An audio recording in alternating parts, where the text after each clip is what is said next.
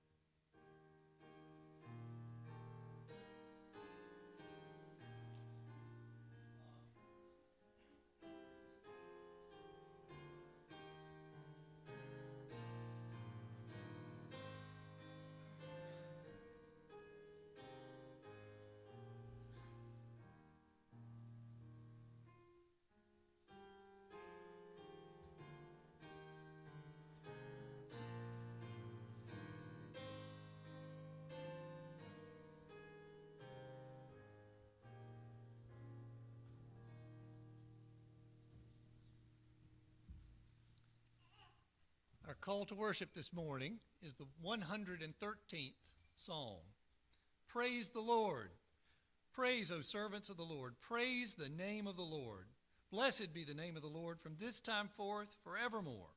From the rising of the sun to its setting, the name of the Lord is to be praised. The Lord is high above all nations, and his glory above the heavens. Who is like the Lord our God, who is seated on high, who looks far down on the heavens and the earth? He raises the poor from the dust and lifts the needy from the ash heap to make them sit with the princes of his people. He gives the barren woman a home, making her the joyous mother of children. Praise the Lord. Let us join in praising this Lord our God, who is so good to his people.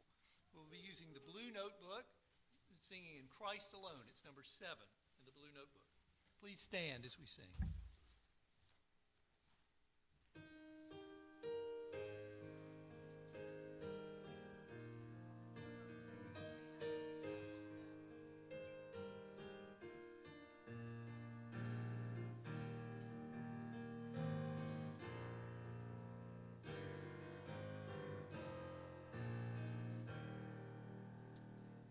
Christ alone, I always love.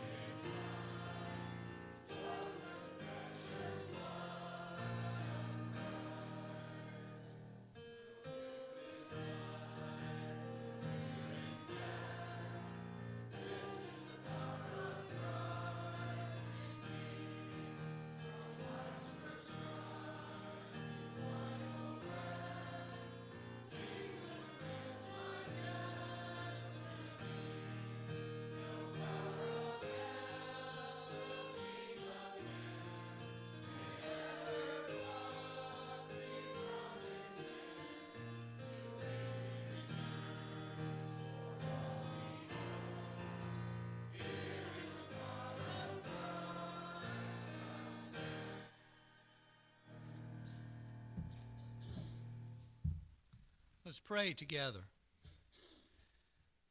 Lord God Almighty, Heavenly Father, we delight to call you Father, to come together in this place as your sons and daughters, elect through the precious blood of Christ and the action of your Holy Spirit, drawing us here to praise your name and to learn of you, that we might better serve you in the callings you have given us. Lord, we thank you for this day and this time together. We pray your blessing on our time of worship.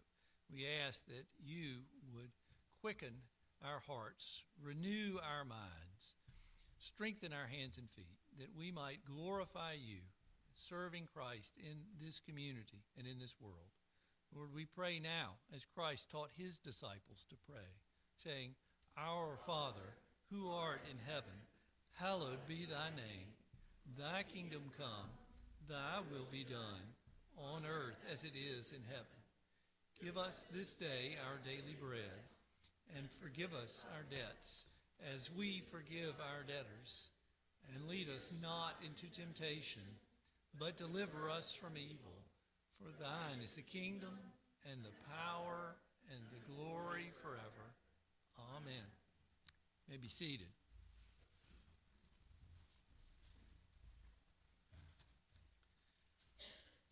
For our confession of sin this morning, I will read a portion of Paul's letter to the church at Ephesus. And we'll spend some time in silent prayer and confession. And I will then read a second section from earlier in the same letter, where Paul reminds the Ephesians of the many reasons they have to delight in the God who delivers them. Hear now the word of the Lord, written by the Apostle Paul, breathed out by the Holy Spirit, speaking to us today. And you were dead in the trespasses and sins in which you once walked, following the course of this world, following the prince of the power of the air, the spirit that is now in work in the sons of disobedience, among whom we all once lived in the passions of our flesh, carrying out the desires of the body and the mind, and were by nature children of wrath, like the rest of mankind. Let's go before the Lord now, confess our sins.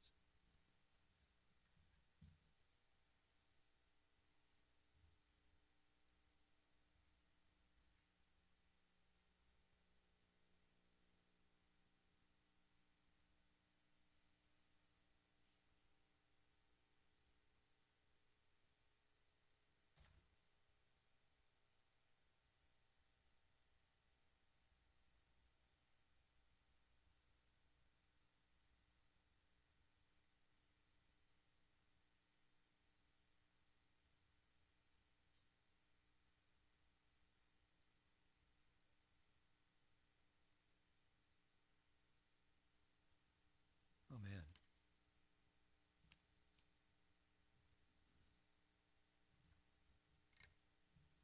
Praise God that he does not leave us in our sins. The Holy Spirit speaks, Paul writes. But God, being rich in mercy, because of the great love with which he loved us, even when we were dead in our trespasses, made us alive together with Christ. By grace you have been saved, and raised us up with him and seated us with him in the heavenly places in Christ Jesus, so that in the coming ages he might show the immeasurable riches of his grace in kindness toward us in Christ Jesus. For by grace you have been saved through faith, and this is not of your own doing. It is the gift of God, not a result of works, so that no one may boast. For we are his workmanship, created in Christ Jesus for good works, which God prepared beforehand that we should walk in them. Thanks be to God. Please stand now for our confession of faith. We'll use the Apostles' Creed. It's printed in the bulletin. Christians, in whom do you believe? I believe in God the Father Almighty, maker of heaven and earth. I believe in Jesus Christ, his only Son, our Lord, who was conceived by the Holy Spirit and born of the Virgin Mary. He suffered under Pontius Pilate, was crucified, died, and was buried. He descended into hell. The third day he rose again from the dead. He ascended into heaven and is seated at the right hand of God the Father Almighty. From there he will come to judge the living and the dead. I believe in the Holy Spirit, the Holy Catholic Church, the communion of saints, the forgiveness of sins, the resurrection of the body, and the life everlasting. Amen. You may be seated, and the children may come forward now for the children's sermon with Elder Joel Reed.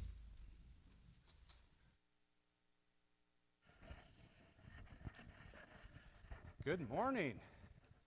There we go. I thought we had one more. So, today we're going to talk about something that we don't always like to talk about.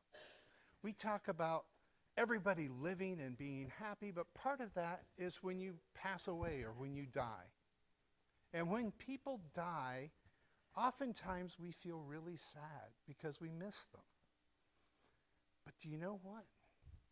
If we're Christians and if we believe that Christ paid the price for our sins, we can be excited for the fact that that person is going to spend eternity in heaven with Jesus.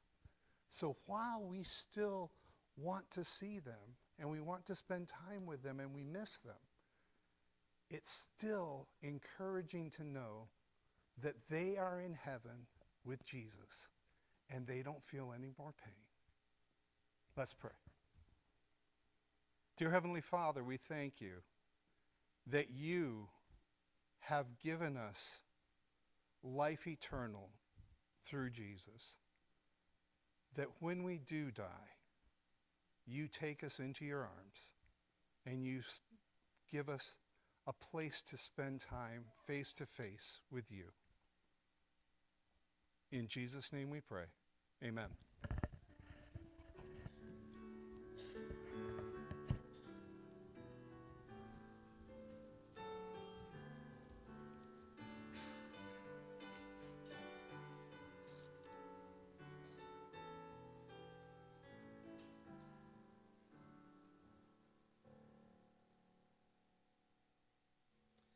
Scripture reading this morning comes from the book of the prophet Isaiah.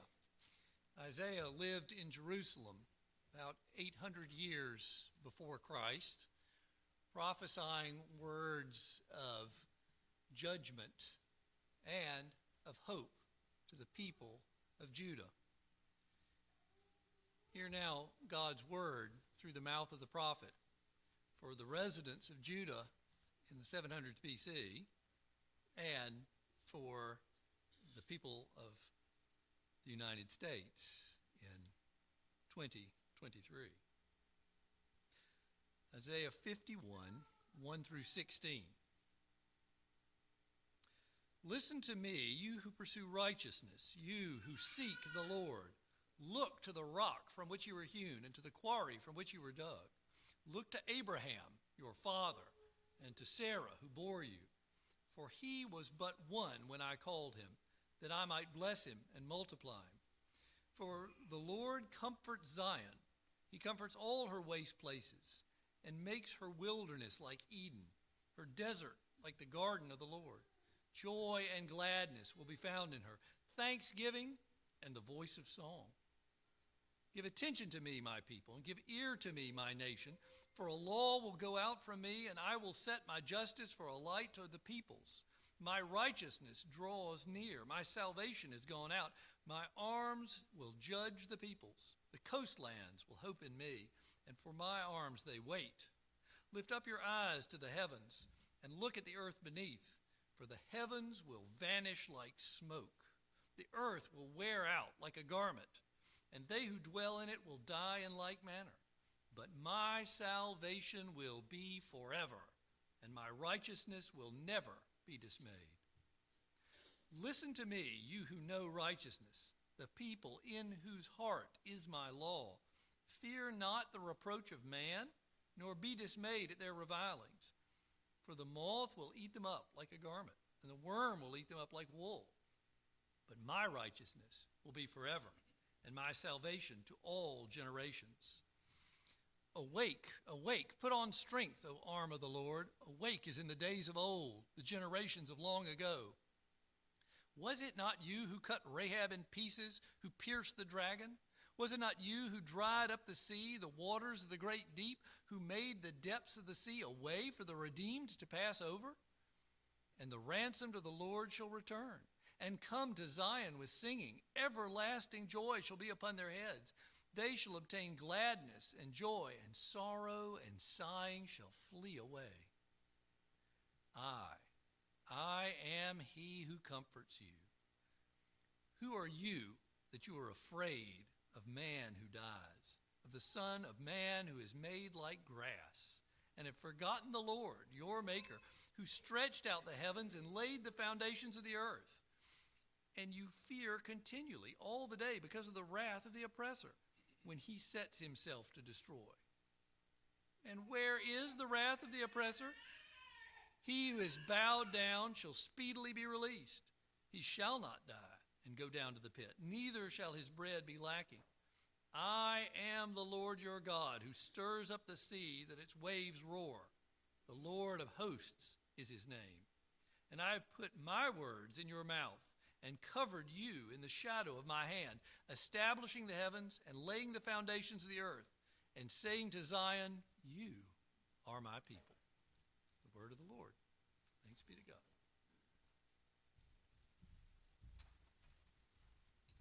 At this time, it is my privilege to invite Alyssa and Harvey forward for the sacrament of baptism.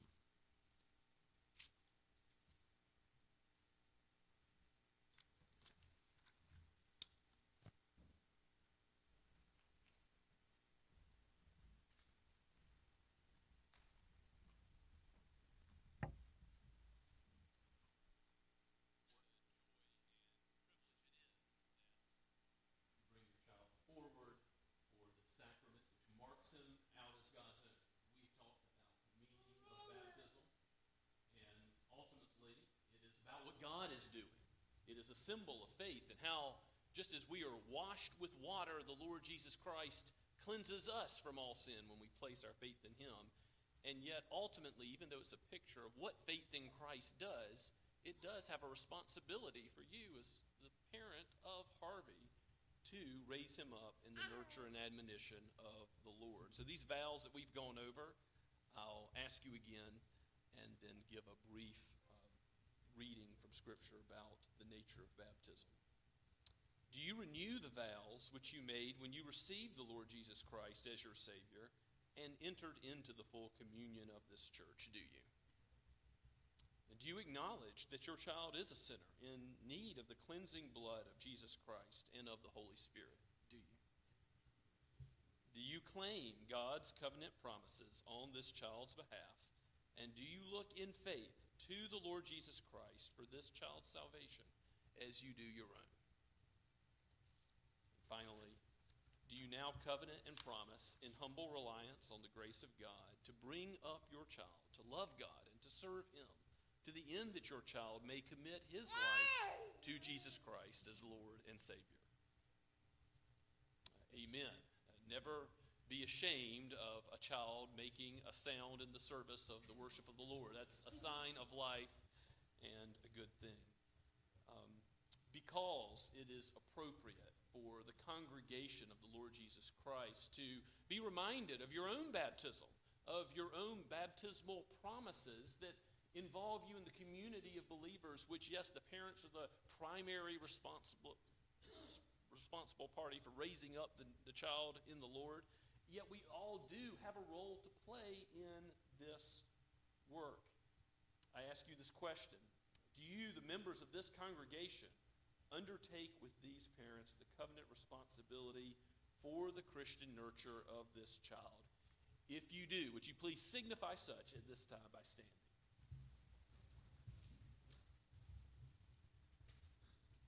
Please be seated. And before I baptize Harvey, I just want to read from the book of Acts, Acts chapter 2. On the day of Pentecost, Peter is preaching. People are cut to the heart. They're given repentance and faith by the Holy Spirit, and they say this. Peter says, They say, what shall we do? And Peter says to them, repent and be baptized, every one of you, in the name of Jesus Christ for the forgiveness of sins, and you will receive the gift of the Holy Spirit. For this promise is for you and for your children and for all those who are far off, everyone whom the Lord our God calls to himself. And ultimately we see families being baptized because they are giving the covenant promises to their children and raising them up in them just as you've promised.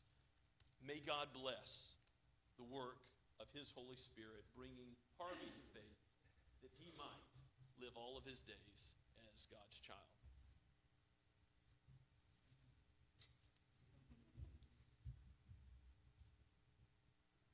I baptize you, Harvey Edward Pitko, in the name of the Father, and the Son, and the Holy Spirit. Amen.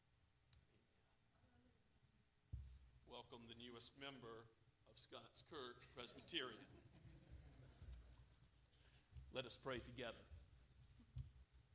O gracious Heavenly Father, it is something that overcomes us with joy to see this covenant child marked out.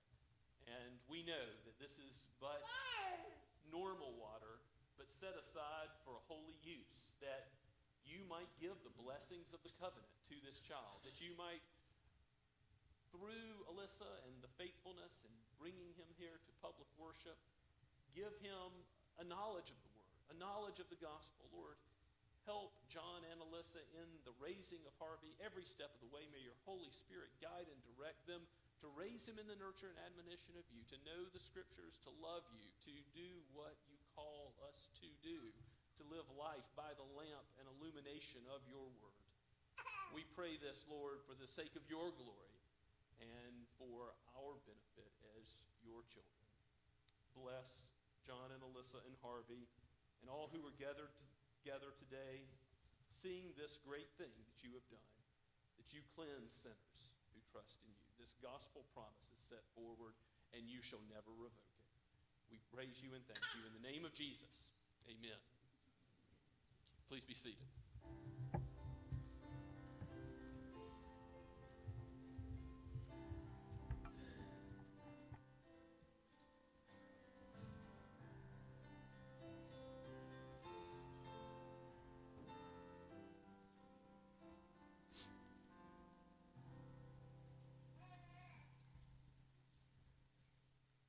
Let us go before the Lord once again in prayer.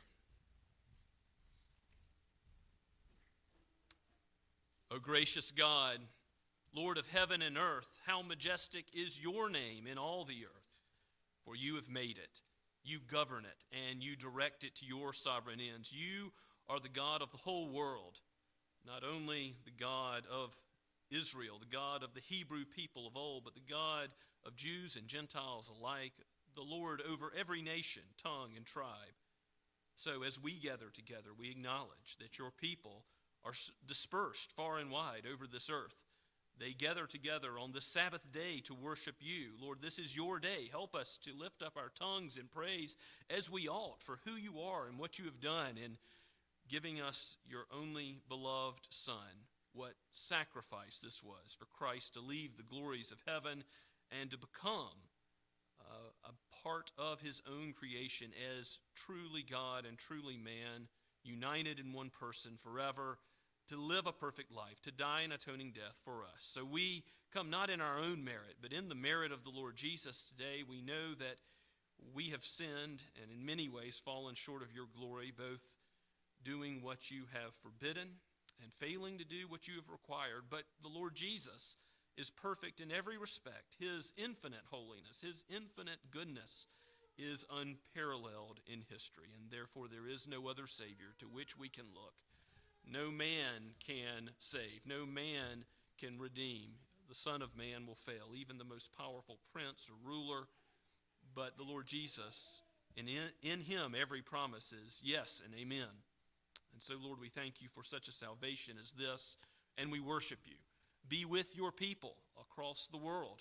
May your word go out with power and conviction. No word that you speak returns void. So accomplish your purposes with your word today, Lord. Even as your word is preached here, pierce our hearts, aid us, correct us, rebuke us where necessary, encourage us, and lead us along the way of everlasting life, that we may be like a tree planted by the water, bearing fruit in season for your glory. Help us as we live and work and play in this area to be a light to our coworkers, our neighbors, those that we interact with. Lord, help us to be intentional in reaching out to those that may not yet know the Lord Jesus Christ. Give us hearts that overflow with hospitality and joy, having peace and comfort in the gospel. Let us comfort others with the same truth, that we are beggars showing others where to find bread, the bread of life, the Lord Christ himself. We thank you, God, that you do give us an everlasting inheritance, an eternal home, and abundant life now. And so we pray that the joy of the gospel would be made clear to others in how we treat one another. Give us a spirit of unity and wisdom in the church. Give us forbearance and patience with one another, forgiving where necessary, and offering that forgiveness as well as receiving it. Lord, we pray that you would be blessed that you would bless your church, that we would, all of us, raise up our children in the nurture and admonition of you, that you would make the way plain for our youth group to go and share the gospel in Appalachia next year, that you would open up the opportunity to go to the fall retreat. We have been asking for these things, and we lift them before you, knowing that you are a good God and give good gifts to your children. We thank you for how you've answered so many prayer requests. We've been praying for safe travels for many of our members, and you have granted those requests. You have been merciful in this world. We pray for those who are traveling now, who cannot be with us, who are sick or ill. Lord, we lift up the body as well as the soul, knowing that you care for both. You've created both body and soul good, and you will redeem body and soul good. On the day of resurrection, you will govern us, and we will joy in you in the light of your presence forever as embodied souls. And we thank you for that you will redeem the whole world that you have made, and the redemption will be complete. And until that day, as pilgrims going to a better land, give us hearts of wisdom to number our days, to realize that this life is very short, to be intentional about living for your glory. Lord, bless our ministry teams to have wisdom in the decisions they make. Bless our session as we consider various proposals from those ministry teams, to have wisdom and to move forward with your work here at Scots Kirk and to our community and even to the ends of the earth.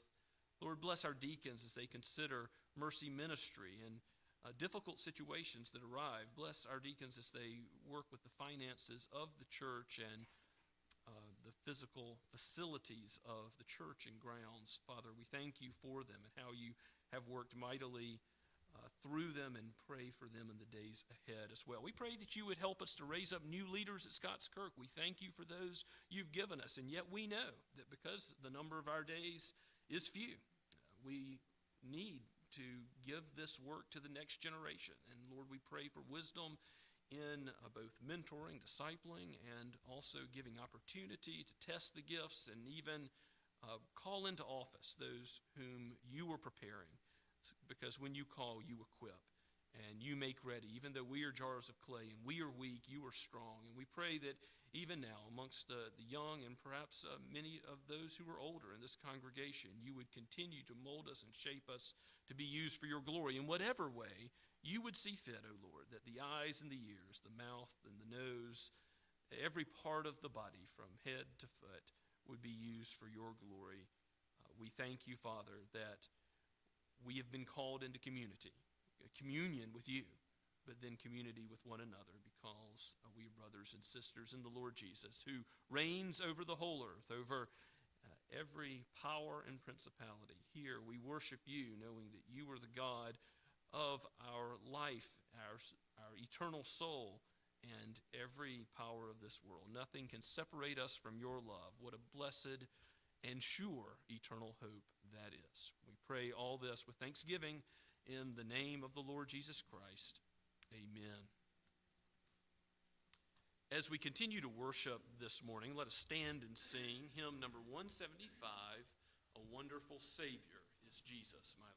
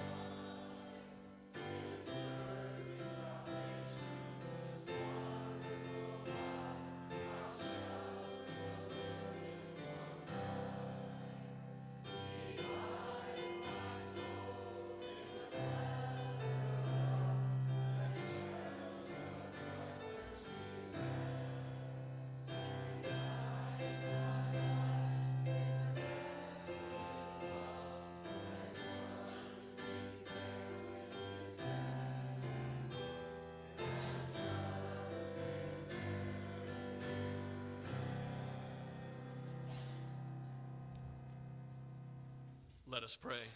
O Lord God, you are our rock and fortress and redeemer and our hiding place. How thankful we are that though the wages of our sin is death, you have given us life, hiding us from the fierce wrath of your judgment because of the work of Christ. Now may we go and live as becomes disciples of Christ. Use our time and talents and treasure for the extension of your kingdom, not the praise of any man or denomination, but may we work as one and live as one man so that your name is glorified on the earth, here and around the world. We pray in Jesus' name. Amen.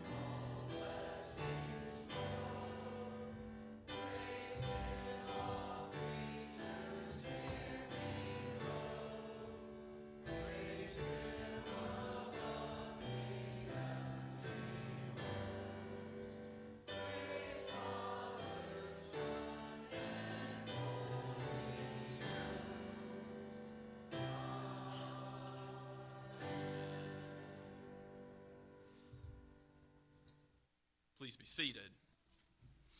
And turn with me in your copy of God's Word to the end of chapter 22 in Genesis.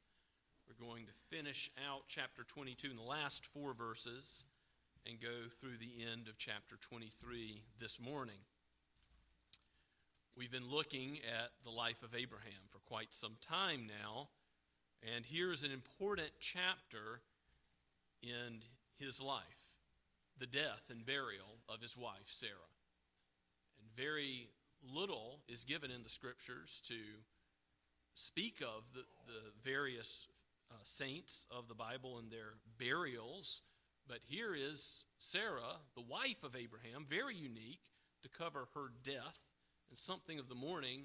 And then we'll see quite a lot of time is given to talk about how Abraham buys a burial plot for her. And you might ask yourself, why does Moses, as he writes the book of Genesis about all the things in the life of Abraham he could pick to talk about, why does Moses focus on Abraham's negotiation with those living in the land of Canaan for a burial plot for Sarah? And we'll give our attention to God's Word and think about the original audience that would have received it, and the Israelites living in the book of Exodus as they are between being delivered from Egypt, but yet they are before coming into the promised land as we consider this text. This is God's Word, again penned by Moses and breathed out by the Holy Spirit for each of us today, starting at verse 20 of chapter 22. Let us hear the word of the Lord. Now after these things it was told to Abraham, behold, Milcah also has borne children to your brother Nahor, Uz his firstborn, Buz his brother, Kemuel, father of Aram, Chesed, Hazo, Pildash, Jilaph, and Bethuel. Bethuel fathered Rebekah. These 8 Milcah bore to Nahor, Abraham's brother. Moreover, his concubine, whose name was Remuah, bore Tebah, Gaham, Tahash, and Maacah. Sarah lived 127 years. These were the years of the life of Sarah, and Sarah died at Kiriath Arba, that is Hebron, in the land of Canaan. And Abraham went in to mourn for Sarah and to weep for her. And Abraham rose up from before his dead and said to the Hittites, I am a sojourner and foreigner among you. Give me property among you for a burying place, that I may bury my dead out of my sight. The Hittites answered Abraham, Hear us, choicest of our tombs. None of us will withhold from you his tomb to hinder you from burying your dead. Abraham rose and bowed to the Hittites, the people of the land, and he said to them, If you are willing that I should bury my dead out of my sight, hear me and entreat for me Ephron, the son of Zohar, that he may give me the cave of Machpelah, which he owns. It is at the end of his field. For the full price, let him give it to me in your presence as property for a burying place. Now Ephron was sitting among the Hittites, and Ephron the Hittite answered Abraham in the hearing of the Hittites, of all who went in at the gate of his city. No, my lord, hear me. I give you the field, and I give you the cave that is in it. In the sight of the sons of my people, I give it to you. Bury your dead. Then Abraham bowed down before the people of the land.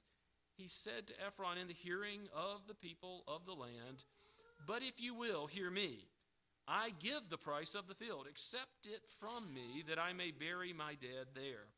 Ephron answered Abraham, My lord, listen to me. A piece of land worth 400 shekels of silver. What is that between you and me? Bury your dead. Abraham listened to Ephron, and Abraham weighed out for Ephron the silver that he had named in the hearing of the Hittites, 400 shekels of silver, according to the weights current among the merchants. So the field in Ephron, in Machpelah, which was to the east of Mamre, the field with the cave that was in it, and all the trees that were in the field, throughout its whole area, was made over to Abraham as a possession in the presence of the Hittites, before all who were at the gate of a city. After this, Abraham buried Sarah, his wife, in the cave of the field of Machpelah, east of Mamre, that is Hebron, in the land of Canaan. The field and the cave that is in it were made over to Abraham as property for a burying place by the Hittites. Let's pray and ask for God's help. O Holy Spirit, this is your word. Grant us understanding, for we will not comprehend it aright unless you aid us now. We know that this is your glorious work, to convert the soul, to sanctify your people in the truth. And Lord, we pray that you would be about those things just now, that you would aid us in not only understanding your word, but living according to it in its every principle and application to our own lives. We pray in Jesus' name, amen.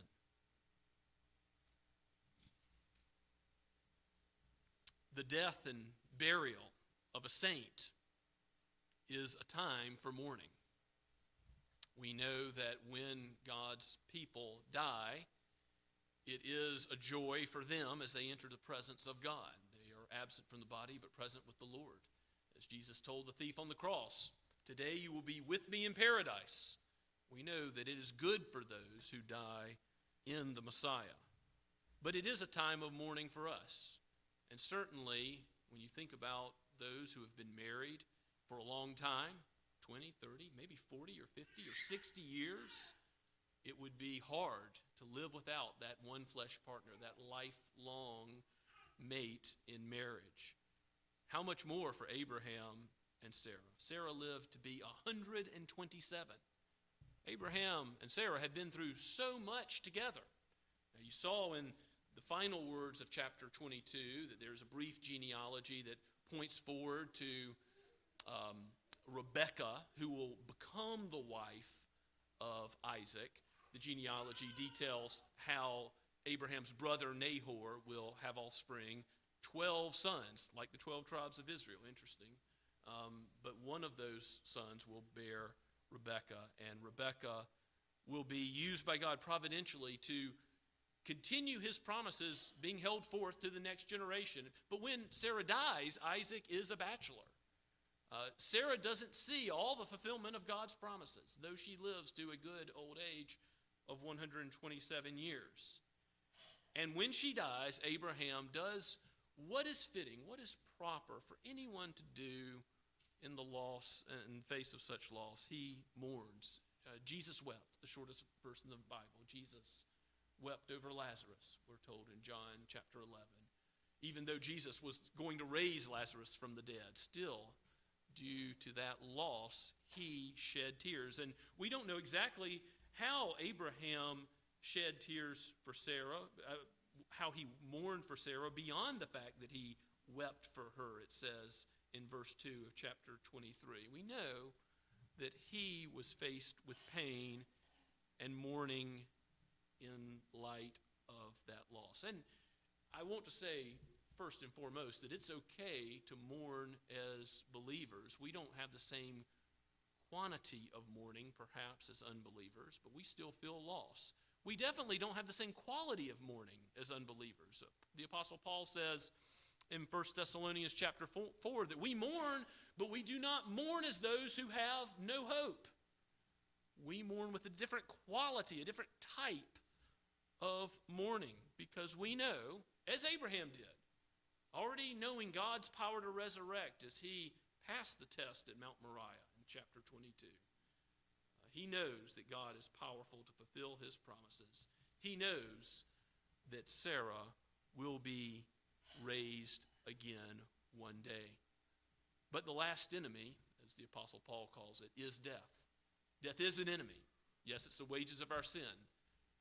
We deserve to die.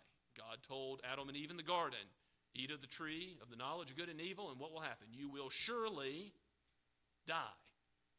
And so death must be faced by us all. Unless Christ comes again, we will all face death. Of course, in the glorious resurrection chapter of 1 Corinthians 15, the sting of death is overcome by Christ. Thanks be to the Lord Jesus Christ, who has overcome and has given us what we've already confessed this morning in the Apostles' Creed, resurrection from the dead. Not only his resurrection of the dead as the first fruits in a new glorified body and soul reunited. This is going to become important as we talk about the body of Sarah. But also we will be raised from the dead to live with him forever, body and soul, in a new heavens and new earth. And Revelation 21 and 22 paints that glorious picture for believers. What did Sarah know of all of this? Very little, we assume, being in the old covenant and so early on. And yet she had faith that God was going to redeem, that God was going to be her God, and she would be his child now and forever. And she enjoyed the fruit of that. Even as she died, she is given glory by God and brought into his presence. But we are told to emulate her. I don't know if you caught it in the scripture reading in Isaiah 51, but it says, look to the ones you came from, Abraham your father and Sarah your mother. Now, of course, for the Hebrews, she is the mother, the matriarch of the Hebrew people, Israel. We're also told in 1 Peter chapter 3 to emulate her modesty and her submission to Abraham as a wife.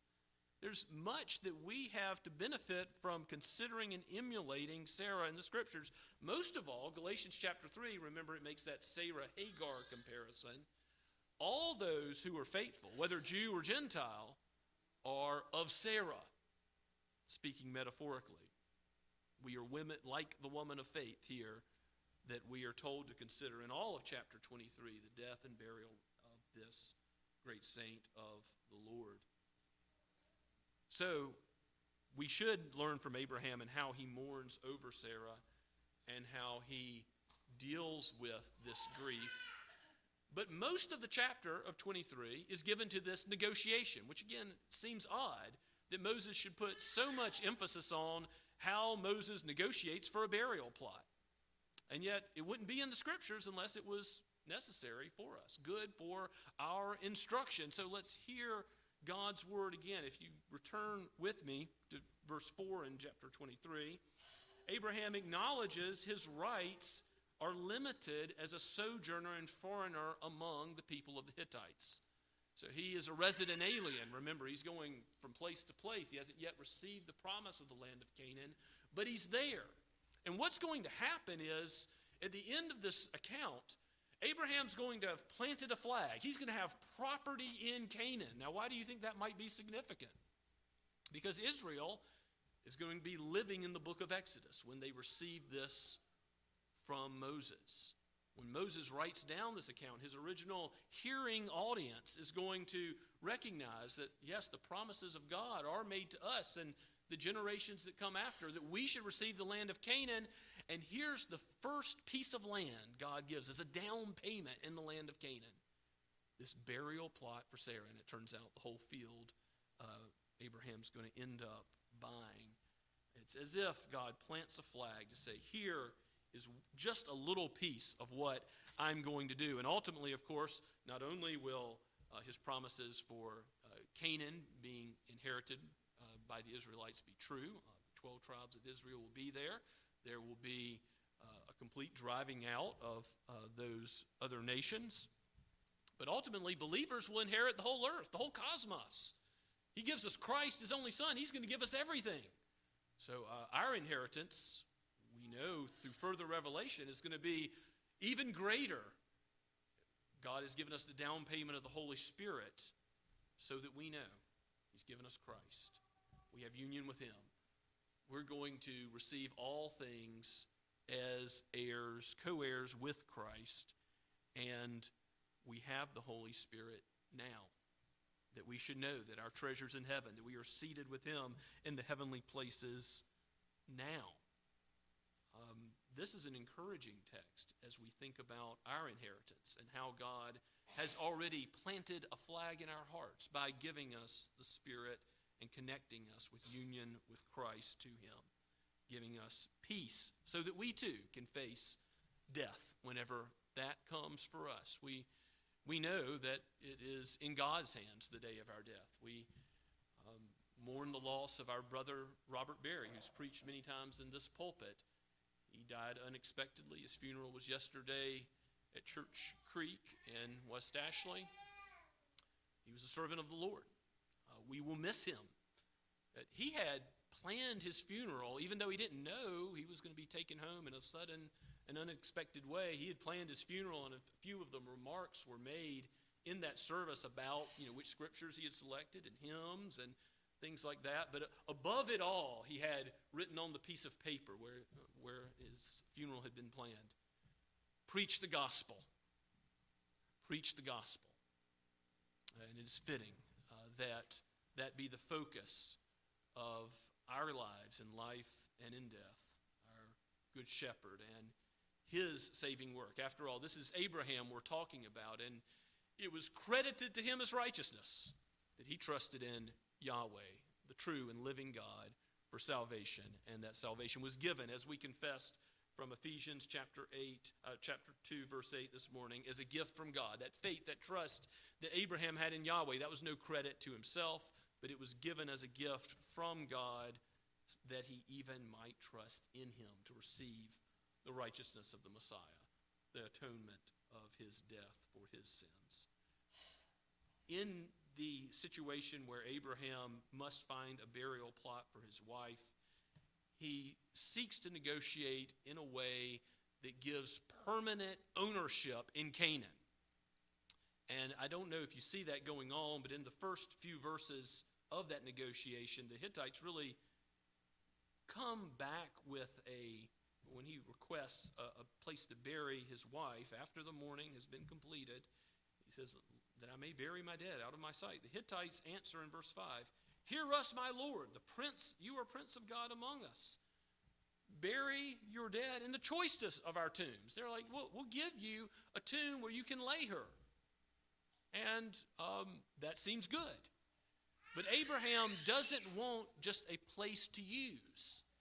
He wants property with implications for future generations. And we're going to see how important it was to Joseph not to be buried in Egypt, for his bones to go back to be buried amongst the Israelites, his fathers.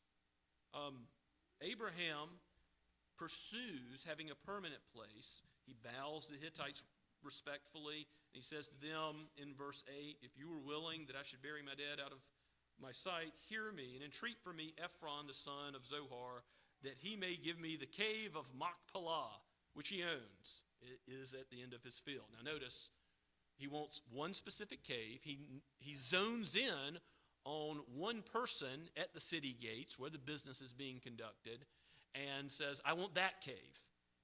So that person is put on the spot to some extent. And then Abraham says, for the full price, let him give it to me in your presence. Abraham wants witnesses. He wants his property to be conveyed to him very clearly so that his offspring for generations to come will have a place in Canaan to be buried.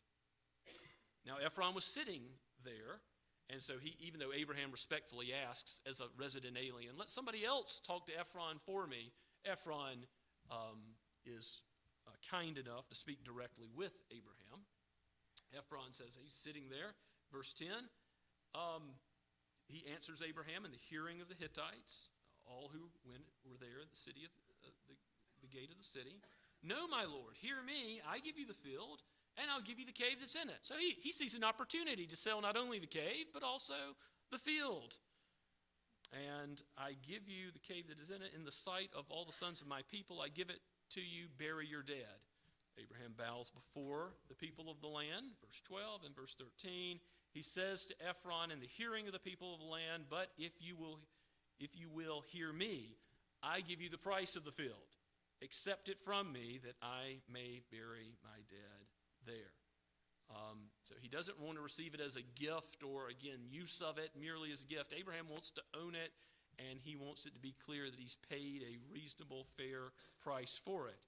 But this puts him at sort of a disadvantaged negotiating position because Ephron comes back in verse 14 with a price, and he does so in a kind of nonchalant way of bringing up the matter of price. He says, listen, my Lord, to me, a piece of land worth 400 shekels of silver, what is that between you and me?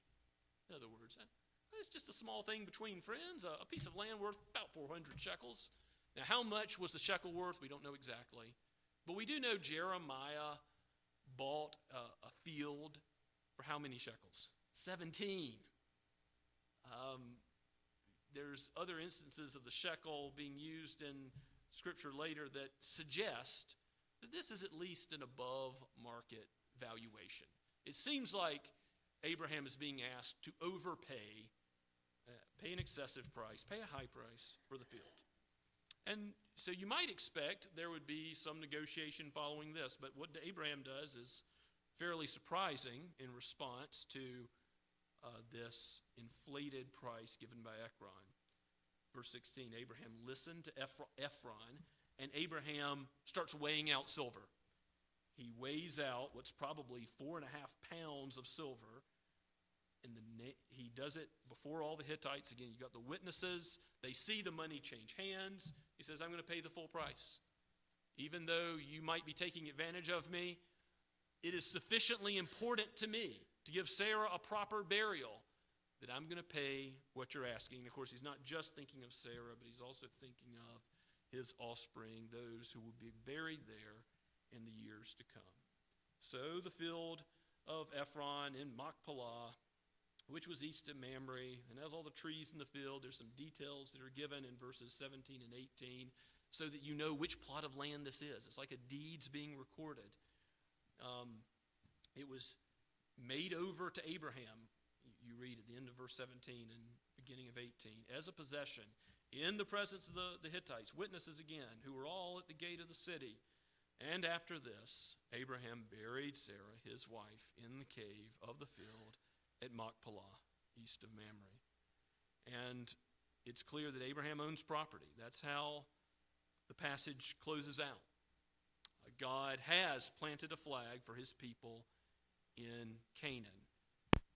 As application for this text, I want us to think about, just as our dear brother in the Lord did, the day of our death before it comes. Probably you've already thought about what type of burial arrangements you want to have. And first of all, I want to be sensitive and pastoral in this, that there is quite a lot of data in the Scriptures to consider, particularly in this chapter. I think we must consider what the Scriptures say and are asking us to emulate in Abraham. There's principles here, but there's also no direct command from God about how to be buried or what burial practices to follow. In fact, if you'll Google burial practices, you'll see just how many options there are. There's burial at sea, there's space burial, there's, of course, things like cremation or donating your body or traditional forms of burial. But even traditional forms, you could be buried in a tomb like Abraham chose for Sarah, a cave.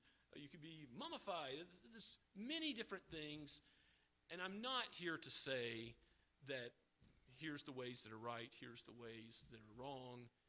But I do think we need to agree as God's people on a principle. Just as with other moral issues, that we all should agree that abortion is a great evil, abhorrent to God.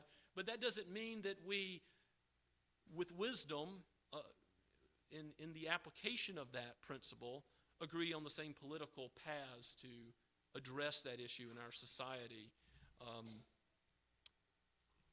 With that being said, as you think about your own death and burial for yourself or for loved ones, here is a principle that I think we must take away from this passage. The care, the concern that Abraham has for the body of Sarah is typical of God's people and their care and concern for the body throughout the Old Testament and throughout the New. Again, Joseph, he wanted his bones taken back to Egypt. Why do you even care about that if the body is just a shell to be discarded? If the body is unimportant? So how we treat the body does matter. Romans 8 says we are awaiting the redemption of our bodies. God will redeem what he's made good. He will redeem it good. He will redeem our bodies and our souls good. And I've heard people say things like, my loved one is not here anymore. This is just the body. But the body of Sarah was still Sarah. The soul of Sarah is with the Lord, rejoicing. But that body and soul will be reunited, and the body matters to the Lord. He's created it good. He will redeem body and soul good. We need to get away from a Greek way of thinking which says body unimportant, body bad, body not equal to the soul. So the body's to be treated with dignity because of God's creation and redemption of it. Remember, even Christ was buried. His followers did the same for him as Joseph and the other patriarchs. And though it's true that God can resurrect us regardless of the state of our body or how decomposed or destroyed it is, God has unlimited resurrection power, and every person will be raised regardless of how long they've been in the grave. The question is, do we purposefully afflict, destroy, break down the body? And this is no apology or justification for an elaborate burial, fancy coffins, that sort of thing, excessive cost. But money is part of God's world, and we do need to consider the financial costs of a funeral. But at the same time, I can't help but notice that in this text, Abraham was willing to pay an excessive cost that Sarah receive a proper burial. That doesn't mean he would pay any cost whatsoever, but he was a rich man. He had the 400 shekels of silver, and so he did it because it was important enough to him to do. And again, implications for the people of God going forward. When you think about the peoples that Israel was rubbing shoulders with in the ancient Near East, there were many people that did practice cremation in the ancient world. And Israel never does that, almost without exception. You've got Saul and his sons cremated because their bodies were so mutilated at the end of 1 Samuel. You see that being done. Their bodies were burned. You've also got Achan, who was cremated for sin in Jericho. It's a sign of God's judgment that his body is burned. But other than a couple of examples, we have the practice of Scripture being burial of some kind throughout. And of course, fire is a symbol of God's judgment. And burial is a symbol of resting. Paul talks about this in 1 Thessalonians 4. He says, those who have fallen asleep, speaking of those who have died. Now, why does he say that? Of course, he knows they're dead. They're not really sleeping. But we will be raised, and we will wake up again and come out of our graves. Again, whatever state our body is in, whatever form of burial has been given to us. We will one day be raised, and we will be brought to be with Christ forever, body and soul, and dwell with him in the new heavens and the new earth. Glory to God that he will do that, because our bodies are just asleep for a little while. We confessed it this morning. We believe in the resurrection of the body. So there's the principle. God cares for the body as Abraham did. God calls us to have some concern and care for the body as appropriate as well. And death will come to all. It is good to think of these things before our day comes with our eyes fixed on the author and finisher of our faith, the Lord Jesus Christ, who himself is raised from the dead, who will raise all of his children to be glorified with him. Praise be his name. Even though we die, yet shall we live, because he is the way, the truth, and the life, to live with God forever. Abundant life, life everlasting. Let's pray together. Father, we thank you for your word, for its truth, for its instruction for us. We praise you that you are the God not only of our few short years on earth, but for an eternity of fellowship and shepherding, loving care as our covenant God, and we as your covenant people. Give us hearts that look toward heaven and live in light of that coming inheritance. You've been so gracious to us, pouring out upon us all that we need, giving us your Spirit. Thank you, Lord, for the promise of the gospel, which no man can nullify. May those who trust in you never be confounded. And Lord, I pray that if there are any here today who do not know where their final resting place will be, body and soul, that you will convict them and give them repentance and faith, even as Abraham had, that they too might be called your sheep and joined with you in this life and in eternity. Strengthen your people, that we would love you and live for you in every way. We pray in Jesus' name. Amen. Let's stand as we sing in response to God's word this morning. Our final hymn for all the saints, 358 in the Trinity hymnal.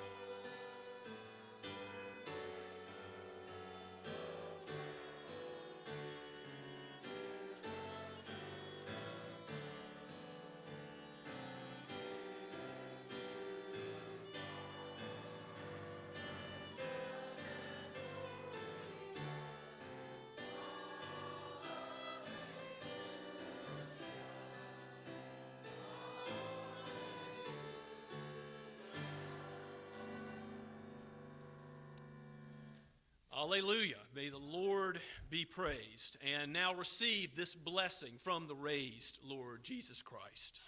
Now may the God of peace, who brought again from the dead our Lord Jesus, the great shepherd of the sheep, by the blood of the eternal covenant, equip you with everything good, that you may do his will, working in us that which is pleasing in his sight, through Jesus Christ, to whom be glory forever and ever. Amen.